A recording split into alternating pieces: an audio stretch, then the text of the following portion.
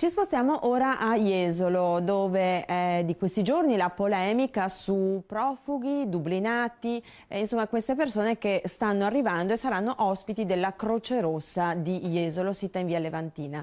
Per parlarne abbiamo ospite in studio il consigliere comunale di Jesolo, della lista civica Jesolo Bene Comune, il consigliere Christopher De Zotti. Benvenuto Christopher. Buonasera Daniela. Che cosa possiamo dire su questa polemica che sta crescendo su profughi sì, profughi no, e poi c'è la differenziazione da dire fra profughi e dublinati, che sono due cose ben diverse? Esatto, noi abbiamo in arrivo di qui alle prossime settimane a Jesolo 130 immigrati provenienti da altri paesi, 45 di questi sono i cosiddetti dublinati, ovvero persone che sono in attesa dello status di rifugiati, e 85 sono profughi arrivati a Lampedusa che il Ministero dell'Interno ha deciso di spostare su Jesolo in attesa della documentazione. Da parte nostra c'è una diffidenza rispetto a questa decisione del Ministero dell'Interno e del prefetto, in quanto noi poniamo innanzitutto una questione di sicurezza.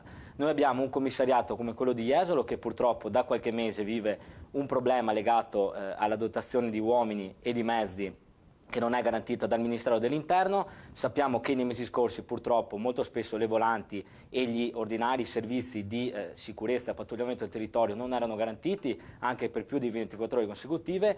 Il nostro territorio, quello di Jesolo, come molti altri territori in questi momenti sta vivendo un'escalation di quelli che sono gli episodi di criminalità con furti, spaccio e violenze. Di fronte a questa situazione noi diciamo che l'arrivo di 130 persone che ad oggi per buona parte non sappiamo di che tipologia siano, se siano come è stato detto dei bambini o degli anziani oppure siano dei giovani ventenni che sappiamo potrebbero facilmente andare nelle mani della criminalità organizzata, della delinquenza comune. Di fronte a questo noi poniamo una questione di sicurezza.